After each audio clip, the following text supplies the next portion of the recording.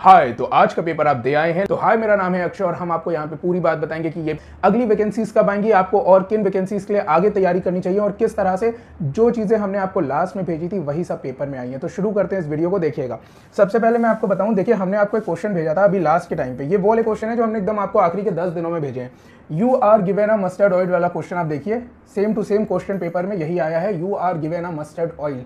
ठीक है, फिर अगला क्वेश्चन आप देख सकते हैं 6 books on different subject history geography वाला क्वेश्चन है, जिसमें देवाशीष, हरीश, विश्वास, रवि, संजय और नीता का नाम दिया गया है। यही क्वेश्चन हमने आपको अपने प्रैक्टिस सेट में भेजा हुआ था, तभी मैंने आपसे ये बात कही थी, लगाते रहना, लगातार जितने भी प्रैक्टिस टेस्ट दे रहे हैं हम आपको, और 75 डेज चैलेंज या 55 डेज चैलेंज जो हमने करवाया था, अगर आपने वो पूरा करा है तो आप जानते हैं ये सारे क्वेश्चन हमने आपको करा रखे थे। ठीक है, एक क्वेश्चन रीजनिंग का आया हुआ है, a resort has 6 room A B C D E and F, जिसमें से अगर हम 5th पॉइंट देखें तो लिखा है S नीड्स अ पार्टनर। ठीक है, यही क्वेश्चन देखिए हमने आपको दिया हुआ था कि अ गेस्ट ABCDE, जिसमें कि एक पॉइंट अगर आप देखें S नीड्स अ पार्टनर, देखिएगा। ठीक है, यही क्वेश्चन सेम। फिर आप देखिए हमने अपने PDF में आपको ये शॉर्ट में दिया हुआ था, बहुत ही आसान तरीके से दिया हुआ था कि क्या चीजें एग्जाम में आ सकती हैं। डॉक्टर भीमराव अंबेडकर ने इसे भारतीय संविधान का हार्ट और सोल बोला है, किसको? Right to constitutional remedies. और देखिए यहाँ पे सेम टू सेम यही क्वेश्चन लिखा हुआ है, जो कि होती है हमारी आर्टिकल नंबर 32।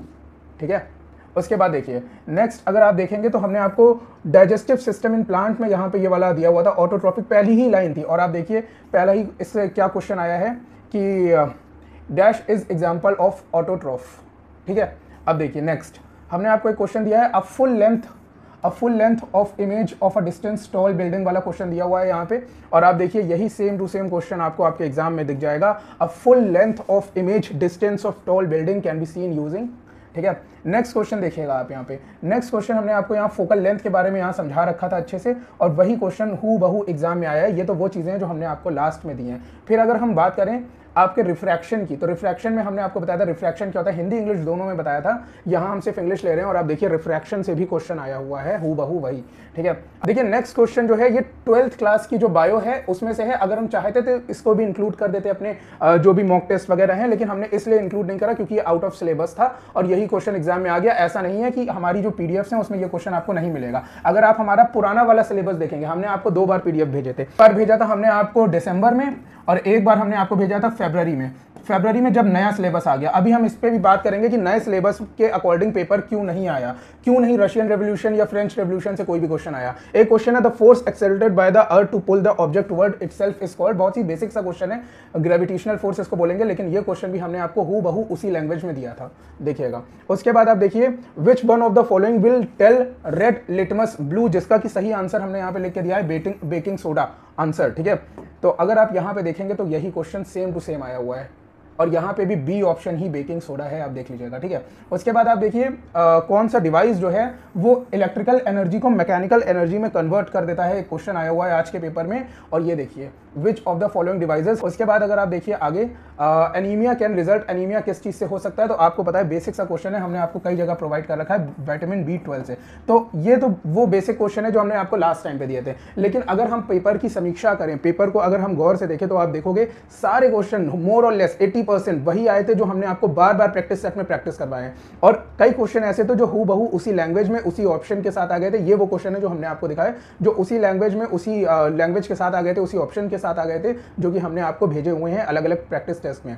देखो इसीलिए मैंने आपसे कहा था कि हमारा 75 डेज का चैलेंज और ये 55 डेज का चैलेंज ये सिर्फ मजाक नहीं है कि आपने इसको बस मजे में लिया, करना है तो करा, नहीं करना है तो नहीं करा। सिलेक्शन अगर इतनी आसानी से होने लगता तो हर इंसान का सिलेक्शन हो चुका होता। आपको पता है कि आपको एक एक क्वेश्चन को 10-10 बार प्रैक्टिस करना पड़ेगा, तब आपको जाके ये क्वेश्चन याद होंगे। अब देखिए पेपर को एक बार जल्दी से देख लेते हैं, इसका जो आंसर की है वो तो आ ही जाएगा, तो यहाँ क्या सॉल्व कराना। अब देखो बात करते हैं करंट अफेयर्स की। तो आप लोगों ने लगातार पूछा था कि कितने करंट अफेयर्स कहाँ से आएंगे, तो मैंने आपको क्या ये नहीं बताया था कि 2022 से लेकर 2024 के फरवरी तक आ सकते हैं करंट अफेयर्स। लेकिन इससे पहले मैंने आपको बताया था बस 2023 के सितंबर तक आएंगे। ये मैंने आपको तब बताया था जब इस पेपर को कैंसिल नहीं करा गया था और फिर से नहीं भरा गया था। लेकिन जब फिर से भरवाया गया इस पेपर को तो मैंने आपको बता दिया था 2024 की फरवरी तक आपको पढ़ना पड़ेगा। और आप देख सकते हो सारे के सारे वही क्वेश्चन आए हैं जो मैंने आपको बताए थे। इनफैक्ट हमने आपको भेजे भी हुए हैं। ये सब अगर आपने पढ़े हमारे करंट अफेयर्स से तो ये सब आपको मिलेगा हमारे करंट अफेयर्स में। ऐसा कोई क्वेश्चन नहीं है जो आपको वहां पे नहीं मिलेगा। ठीक है, 150 में से 30 क्वेश्चन ऐसे हो सकते हैं, पंजाबी लैंग्वेज के 10 क्वेश्चन को इंक्लूड करके जो कि हमने दिए ही नहीं थे।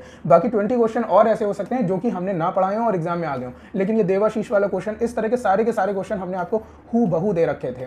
ठीक है, आपने देखे हैं ये सारी चीजें दे रखी हैं। लेकिन देखो अब बात करते हैं कि ये पेपर आउट ऑफ सिलेबस क्यों आया। देखो यहाँ पे चंडीगढ़ आयोग की बहुत बड़ी ये गलती है, आप या कह लो, या फिर इन्होंने जो भी करा है ये ट्रिक खेली है आपके साथ। मेरे हिसाब से यार ये ट्रिक नहीं खेलनी चाहिए थी। लेकिन मैंने आपको पुराने वीडियोस में ये पहले बताया था कि इंडियन नेशनल मूवमेंट से क्वेश्चन आएंगे 100%। मैंने आपको ये कहा था आउट ऑफ सिलेबस 100% आएगा, क्योंकि इन्होंने कहा है कि हम 9th और 10th की जो है जितनी भी चीज़ें हैं उन सबको इंक्लूड करेंगे। लेकिन उसमें फ्रेंच रेवोल्यूशन, रशियन रेवोल्यूशन और इकोनॉमिक्स, ये सारी की सारी चीज़ें इन्होंने बोली थी इंक्लूड करने के लिए, जिसके नोट्स हमने आपको बना के दिए। लेकिन अगर आप हमारे ग्रुप पे जुड़े हुए हो, अगर आप हमसे तैयारी करते हो, तो हमने कभी भी इन चीज़ों के ऊपर फोकस आपको करने के लिए नहीं कहा था। तभी हमने इसके वीडियोज़ बना दिए थे। आप चाहो तो इसके वीडियोज़ देख लो। इन तीनों चीज़ों के हमने वीडियोज़ बनाए थे, इसलिए क्योंकि हम जानते थे कहीं ना कहीं हो सकता है इससे एक आध बेसिक क्वेश्चन आ जाए या वो भी ना आए। और वही हुआ, आपने देखा बेसिक क्वेश्चन तो छोड़ो, इससे कोई क्वेश्चन ही नहीं आया। इसीलिए हमने अपने 75 डेज चैलेंज, 55 डेज चैलेंज, या फिर हम अपने ग्रुप पे जो लगातार तैयारी करा रहे थे उस पर लगातार बता रहे थे कि आप इंडियन नेशनल मूवमेंट से अच्छे से तैयार कर लेना। आप देखोगे कि 2 या 3 क्वेश्चन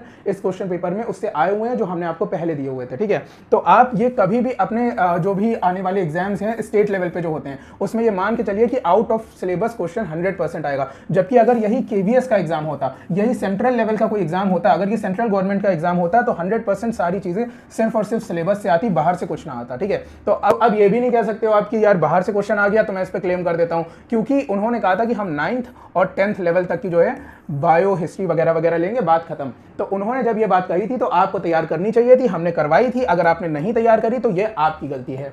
अब लास्ट में ये बात कर लेते हैं कि ऑफ कितनी जा सकती है। मैंने आपको शुरुआत में भी बताया था कि जनरल की जो कट ऑफ है वो आ सकती है 95, लेकिन जिस तरह से लोगों का पेपर हुआ है, जिस तरह से लोग अपना रिव्यू बता रहे हैं, आप लोग भी कमेंट बॉक्स में बताइएगा जिस तरह से लोग रिव्यू बता रहे हैं, मुझे अब ऐसा लग रहा है जनरल की कट ऑफ कहीं ना कहीं 85 जो कि पिछली बार थी वहां से लेके 95 के बीच में रह सकती है, इससे ज्यादा नहीं जाएगी। 2 दिन में आंसर की आ ही जाएगी, आप लोगों को अपने सही आंसर पता ही चल जाएंगे। क्वेश्चन भी बहुत ज्यादा डिफिकल्ट नहीं आए थे, तो आपको वैसे भी अपने आंसर का थोड़ा बहुत एनालिसिस आज ही हो जाएगा। ठीक है, तो आप कमेंट बॉक्स में जरूर बताइएगा आपने कितने अटेम्प्ट करे और उसमें से कितने गेस वक्त थे, या फिर कितने नंबर आपके आ सकते हैं, जैसा कि अभी आपको लगता है आंसर की आने से पहले।